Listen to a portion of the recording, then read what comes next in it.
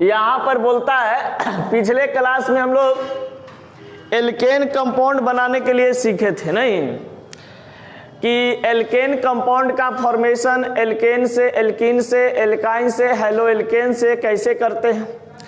आज हम लोग के पढ़ना है बहुत बढ़िया चीज।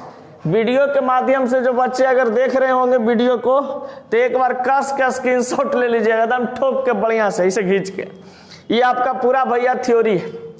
अब जरा सा देख लेते हैं, यहाँ पर फिजिकल प्रॉपर्टीज ऑफ एल्केन से रिलेटेड बातचीत किया गया है, यानी कि एल्केन का भौतिक गुण। आपको बहुत पहले से हम बता रहे हैं कि भौतिक गुण का मतलब वैसा लूर लक्षण जो सामने से दिखाई दे, उसे हम भौतिक लूर लक्षण कहते हैं या भौतिक गुण कहते हैं। जैसे मान लिया जाए कि कोई यहाँ पर इस वस्तु को रख दे, पदार्थ को रख दे, और कहें कि इस पदार्थ के बारे में आप हमको बताइए, इसको देख देख के बढ़िया से बता रहे हैं आप हमको, तो हम समझ जाएंगे कि आप किस प्रकार के इसका नेचर के व्याख्या कर रहे हैं, भौतिक गुण को। यानी कि देखते होंगे कोई प्रतिमा हम लोग देखने जाते हैं, अब प्रतिमा देखते हैं तो वहां पर छूना मना रहता है, प्रतिमा को छू नहीं सकते हैं, मूर्ति को छू नहीं सकते हैं। लेकिन देखने के बाद प्रतिमा को हम लोग कहते हैं कि वाह बहुत अच्छा मूर्ति है, मतलब नाक ऐसे बनल है, मुंह ऐसे बनल है, कपड़ा ऐसे पहने हुए हैं, 5 फीट 2 इंच के मूर्ति है, ये है वो है, फलाना ठिकाना बोलते हैं ना। इसका मतलब हुआ कि हम लोग मूर्ति का भौतिक गुण बता रहे हैं, यानी कि सामने से मूर्ति को देखे हैं, उसी के बारे में वर्णन कर रहे हैं।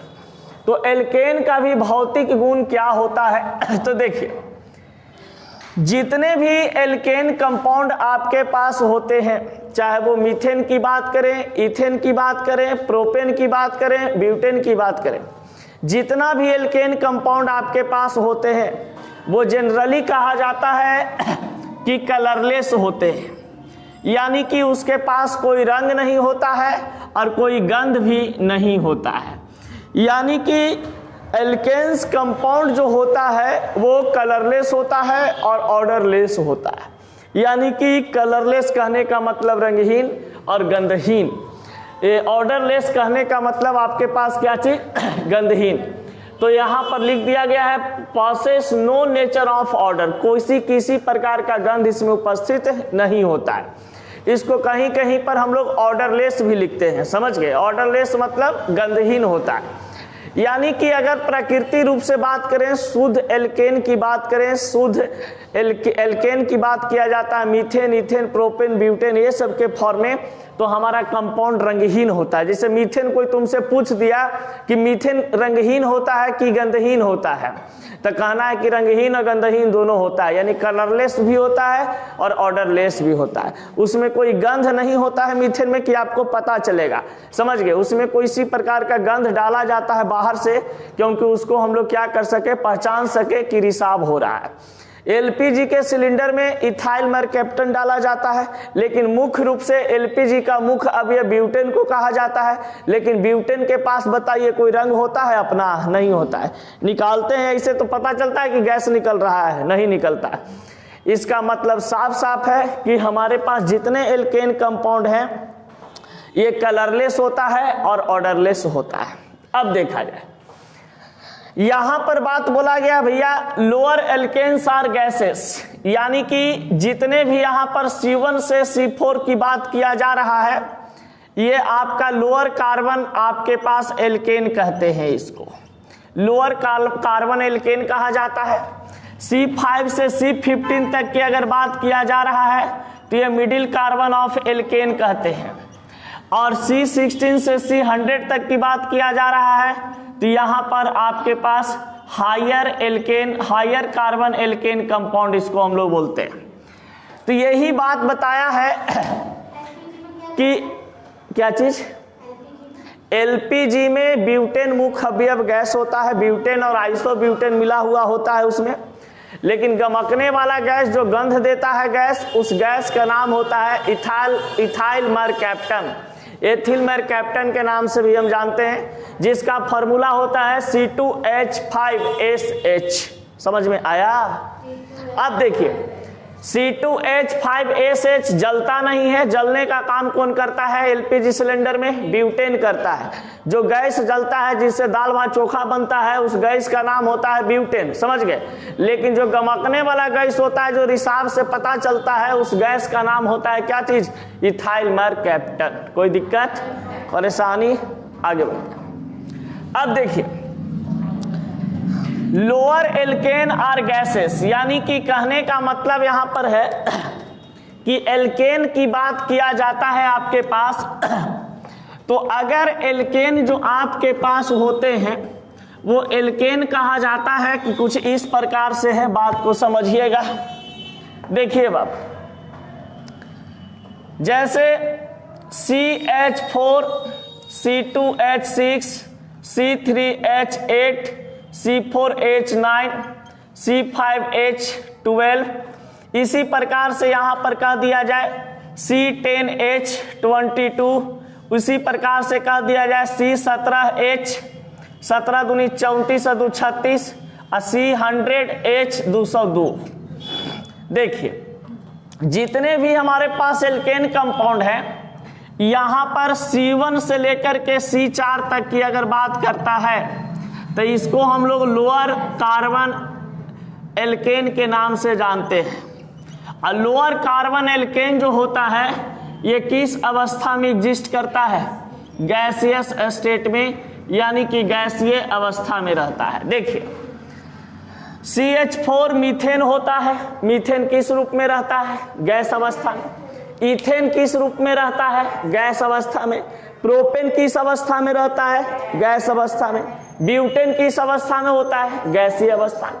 लेकिन अब कहा जाता है कि C5 से लेकर के हम बात करते हैं C10 तक, तो इसको बोला जाता है C5 से C10 या तो C16 भी बोल सकते हैं, कोई दिक्कत नहीं हो सकता।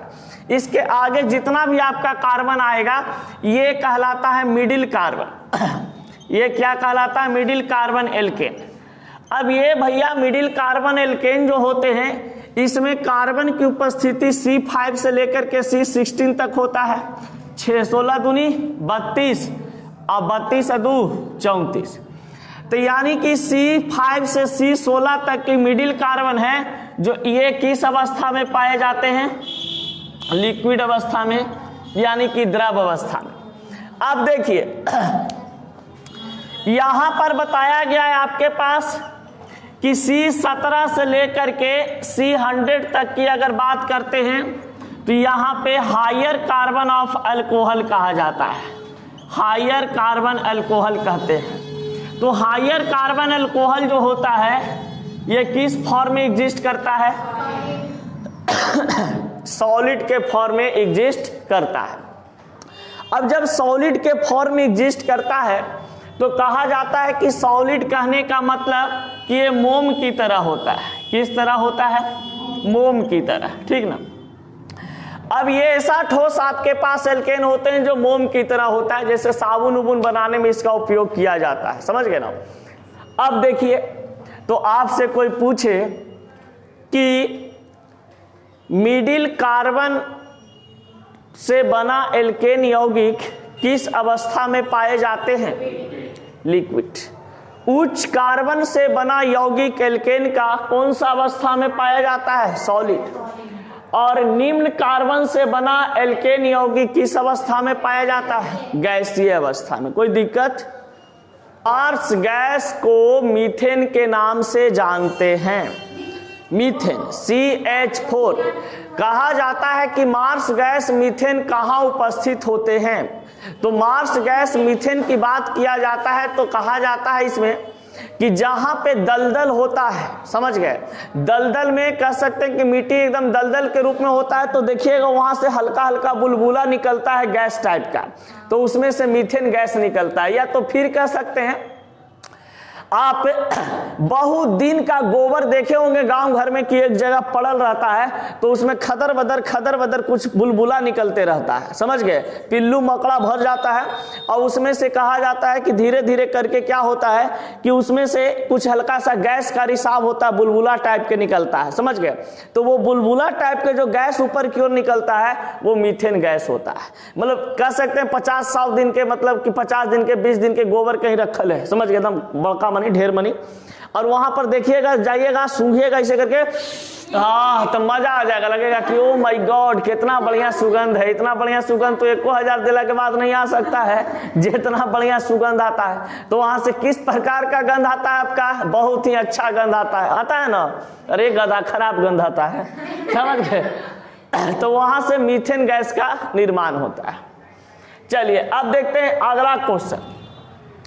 कहता है the boiling point of alkene with increase molecular weight, यानी कि यहां पर बोलता है कि अगर आपके पास एल्केन कंपाउंड दिए हुए हैं तो एल्केन कंपाउंड जो है इसका क्वथनांक कैसे होगा। तो देखिए बहुत आसान है। हाँ सर, C4H10, हाँ लिख दो, गड़बड़ हो गया है।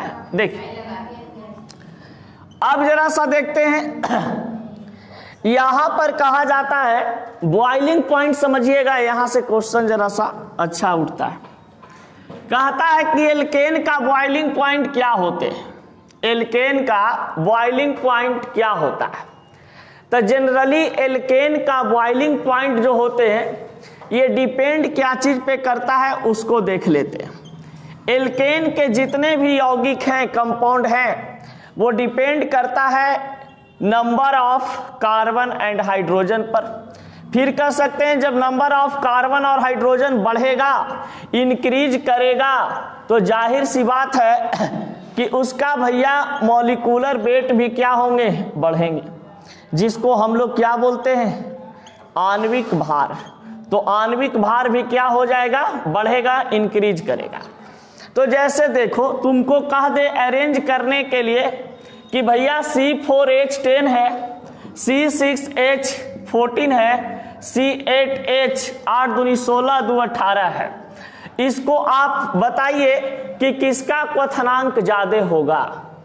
तो देखिए एल्केन का रूल है बॉइलिंग पॉइंट के लिए कि एल्केन का जब भी बॉइलिंग पॉइंट की बात करते हैं, क्वथनांक की बात करते हैं, तो जिधर नंबर ऑफ कार्बन हाइड्रोजन बढ़ते जाता है उसका बॉइलिंग पॉइंट भी क्या होते जाता है, इंक्रीज होते जाता है। तो कार्बन इसमें सबसे ज्यादा किसका कार्बन की संख्या है, 8 का, ये हो जाएगा बड़का बॉइलिंग पॉइंट रखने वाला। इससे कम हो जाएगा ये वाला, और सबसे कम बॉइलिंग पॉइंट किसका हो जाएगा, 4 कार्बन का। यानी कि जिस एल्केन कंपाउंड में कार्बन की संख्या कम रहता है, जिसमें कार्बन की संख्या ज्यादा रहता है, उसका बॉइलिंग पॉइंट क्वथनांक भी क्या होते हैं, ज्यादा होता है। कोई दिक्कत? जैसे मान लो कि बॉइलिंग पॉइंट की अगर हम बात कर रहे हैं तो वहां पर साक्षी है, तो साक्षी 20 किलो के वजन के आदमी है, खुशी मान लो 40 किलो के वजन के आदमी है, और स्नेहा एजा बैठल है, ये 60 किलो के आदमी है, समझ गया। तो बताइए कि इसका बॉइलिंग पॉइंट किस तरीका से अरेंज करेंगे। सबसे ज्यादा क्वथनांक किसके पास होगा, स्नेहा के पास, फिर खुशी के पास, फिर सबसे कम साक्षी के पास, समझ गया। यानी कि इसका मॉलिक्यूलर वेट भी उसी प्रकार से निकलता है, समझ गए ना आराम से। अब देखिए यहां पर बोलता है बाबू 5वां नंबर पॉइंट एल्केन का कि all alkanes are lighter than water. पानी से हल्का कौन होता है आपका, एल्केन होता है। पानी से हल्का होता है इसलिए पानी में नहीं घुलता है, समझ गए। आपसे बहुत बार पूछा जाएगा कि मीथेन जो गैस होता है, ये मीथेन गैस पानी में क्यों नहीं डिजोल्व होता है। तो भैया बात ऐसा है कि मीथेन जो गैस है इसका डेंसिटी जो होता है पानी के कह सकते हैं अपेक्षा की कम होता है। तो पानी के अपेक्षा मीथेन गैस का डेंसिटी जो है कम होता है, इस कारण से मीथेन गैस जो है पानी में डिजॉल्व नहीं होता है। इसका मतलब कि आप कह सकते हैं कि alkanes are insoluble in water, यानी कि जितने भी एल्केन कंपाउंड होंगे, मीथेन होगा, इथेन होगा, प्रोपेन होगा, ब्यूटेन होगा, ये सभी कंपाउंड कहा जाता है कि पानी में डिजॉल्व नहीं होंगे। क्यों डिजॉल्व नहीं होंगे रोहित? तो क्योंकि भैया पानी का पानी का घनत्व ज्यादा होता है और एल्केन का घनत्व कम होता है। मैक्सिमम 0.97 या 79 करके कुछ ऐसी इंटेंसिटी काम करता है। अब देखिए एल्केन घुलनशील क्या क्या चीज में होता है? द एल्केन्स कह सकते हैं कि alkanes are soluble in petroleum, ether, benzene, CCl4, यानी कि एल्केन कंपाउंड को यदि हम घोलना चाहें तो क्या चीज में घोल सकते हैं? तो आप यहां पर आराम से कहिएगा कि पेट्रोलियम पदार्थ में इसको डिजोल्व करा सकते हैं, फिर ईथर में डिजोल्व करवा सकते हैं, बेंजीन में डिजोल्व करवा सकते हैं, कार्बन टेट्राक्लोराइड में इसको डिजोल्व हम करवा सकते हैं, कोई दिक्कत नहीं होगा। Hybridisation of alkanes are sp3, जितने भी एल्केन का कंपाउंड बनेगा, methane, ethane, propane, butane, pentane, hexane, heptane, decane, भेकेन, जेकेन, मेकेन, कुछो बने जिसके नाम में ANE लगा हुआ रहे, उसको आराम से कह देंगे कि उसमें किस प्रकार का हाइब्रिडाइजेशन एग्जिस्ट करेंगे, sp3। अब कोई तुमसे पूछ देगा कि बताइए मीथेन में कार्बन का हाइब्रिडाइजेशन क्या होता है, sp3। इथेन में कार्बन का हाइब्रिडाइजेशन क्या होता है, sp3। कोई दिक्कत? चलिए इसको जरा सा नोट कर लीजिए डायग्राम के अकॉर्डिंग।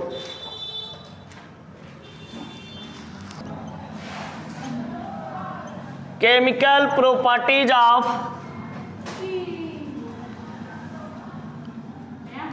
एल्केन। वर्ड मीनिंग जरा देख लेना बाबू, हमरा वर्ड मीनिंग में दिक्कत होता है।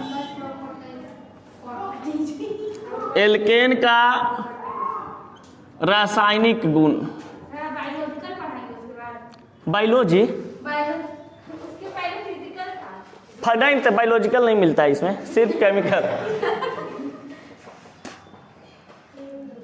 आज बच्चा 2-3 को बोल रहा था कि बायोलॉजी पढ़ाइएगा सर, हम कहली भाई हमरा नहीं पढ़ावे आता है, तो पढ़ाइए ना, बड़ा बढ़िया पढ़ाते हैं। हम कहली कहाँ देख लिया है? तो वो वीडियो में हम कहली आज केमिकल प्रॉपर्टीज ऑफ एल्केन। देखिए सल्फोनेशन, पढ़ाइबो करेंगे तो हिंदी मीडियम में, लेकिन नहीं टाइम मिलेगा। सल्फोनेशन रिएक्शन, देखिए बाबू,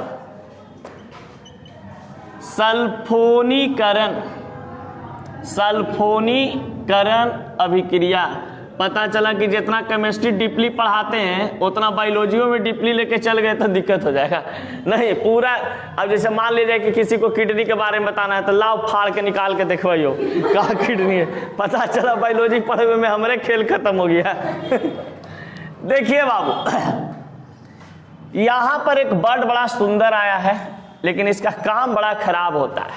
सल्फोनेशन रिएक्शन, नाम बड़ा बढ़िया है, सल्फोनेशन रिएक्शन, सल्फोनेशन, लेकिन इसका काम बहुत खराब है, जिसको तेजाब हम लोग बोलते हैं H2SO4 को। यानी कि सल्फोनेशन कहने का मतलब होता है reaction with sulphuric acid, reaction with sulphuric acid. Sulphuric acid का सूत्र क्या होता है, H2SO4। यानी कहने का मतलब साफ साफ है कि सल्फ्यूरिक मार्केट में एसिड मिलता है, उसमें कुछ और भी मिलाया रहता है ना, प्योर एसिड नहीं होता है। सल्फ्यूरिक एसिड यानी सल्फ्यूरिक अम्ल H2SO4 के साथ अभिक्रिया, के साथ अभिक्रिया। देखिए सल्फ्यूरिक अम्ल H2SO4 के साथ अभिक्रिया जब कहता है तो इसको सबसे पहले एक चीज और जाना जाता है कि भैया H2SO4 डिकम्पोज होने पर क्या बनाता है। यानी कि अगर इसको हम डिकम्पोज करें, तोड़ें, ब्रेक डाउन करें तो ये क्या बनाता है। तो H2SO4 को तोड़ने पर कहा जाता है कि अगर आपके पास OH प्लस यहाँ पर ये HSO4 बनाता है, HSO4 बनाता है। यानी कि देख सकते हैं कि OH और HSO4 कहने का मतलब HH 2 गो H, S कहने का मतलब 1 गो S, 4 गो ऑक्सीजन HSO3 बनाता है, HSO3 बनाता है। 3 ऑक्सीजन और 1 ऑक्सीजन मिलकर के कितना ऑक्सीजन? 4 ऑक्सीजन। यानी कि H2SO4 को डिकम्पोज करते हैं तो ये OH प्लस HSO3 में टूटता है, जिसको हम लोग HSO3 का नाम देते हैं सल्फोनिक एसिड। सल्फोनिक एसिड इसको बोलते हैं सल्फोनिक अम्ल, सल्फोनिक अम्ल। अब ध्यान दीजिए, अगर कोई आपके पास कंपाउंड हो, कोई एल्केन कंपाउंड दिया हुआ हो और इस कंपाउंड के साथ अगर आप सल्फ्यूरिक एसिड के साथ अभिक्रिया करवा रहे हैं कोई कैटलिस्ट के उपस्थिति में, कैटलिस्ट उत्प्रेरक, कैटलिस्ट कहने का मतलब उत्प्रेरक होता है, और कैटलिस्ट को हम लोग कहते हैं आग लगौनी। आग लगौनी समझते हो? जो आग लगाने में माहिर होती है या माहिर होता है उसे हम क्या कहते हैं? कैटलिस्ट, उत्प्रेरक। या तो आग लगाने में कहने का मतलब लड़ाई लगाने में, समझ गए? तो औरत लोग को देखिएगा, कुछ औरत ऐसा होगी जो आग लगाने में यानी कि लड़ाई लगाने में सबसे आगे रहती है। तो जो लड़ाई लगाने में लड़ाई को एकदम भभका दे, समझ गए, उसको पॉजिटिव लड़कियां कहते हैं, समझ गए? यानी कि पॉजिटिव कैटलिस्ट कहा जाता है। और वैसा कुछ भी कैटलिस्ट होता है, होती है या होता है जो कहीं लड़ाई हो रहा है आज गया तो वहां पर माहौल शांत करवा दे, शांत रहिए, समझ गए, हल्ला मत कीजिए, तो वो लड़ाई को क्या कर दिया? शांत कर दिया। तो जो रेट ऑफ रिएक्शन को हाई करे उसे पॉजिटिव कैटलिस्ट कहते हैं, और जो रेट ऑफ रिएक्शन को घटा दे उसको निगेटिव कैटलिस्ट कहते हैं। अब कहा जाता है कैटलिस्ट जो होता है एक प्रकार का उत्प्रेरक होता है, और मजाक में इसको हम अगलगौनी कहते हैं, समझ गए?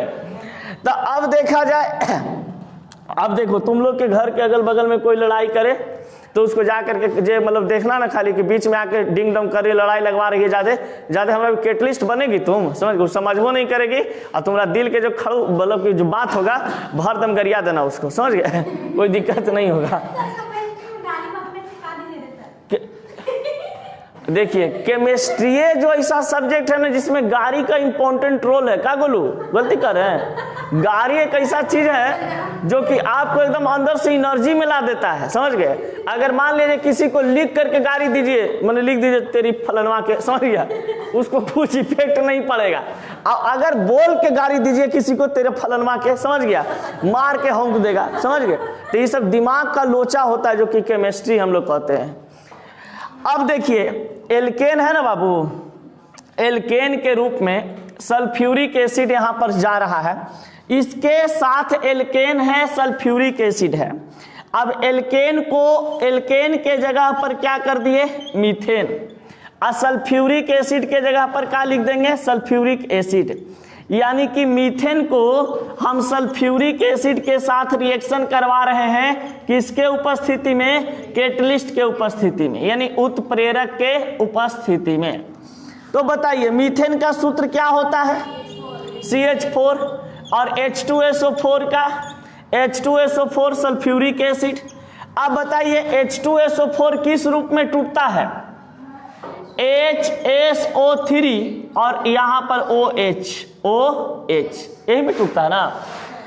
CH4 जो है ये टूट जाएगा H प्लस CH3 में, 1 कार्बन 3 हाइड्रोजन 1 हाइड्रोजन 4 हाइड्रोजन। इसलिए तोड़ते हैं क्योंकि इसको अल्काइल के फॉर्म में लाना होता है, समझ गए? हाँ, अब ई वाला बचवा इसके साथ जाएगा, क्या बना देगा? CH3 HSO3 प्लस यहां पर OH और H मिलेगा तो क्या बना देगा? H2O। H2O को क्या बोलेंगे? वाटर। और ये यहाँ पर आपके पास जो है ये हो जाता है आपके पास methane sulphonic acid, sulphonic acid या मिथाइल सल्फोनिक एसिड बोल सकते हैं, मिथाइल सल्फोनिक एसिड। क्या CH3 को मिथाइल बोलेंगे और HSO3 को क्या बोले थे? तो सल्फोनिक एसिड। यानी कहने का मतलब यहाँ पर बन जाएगा अल्काइल सल्फोनिक एसिड और प्लस वाटर, वाटर इज मिलाइंग वाटर में जल।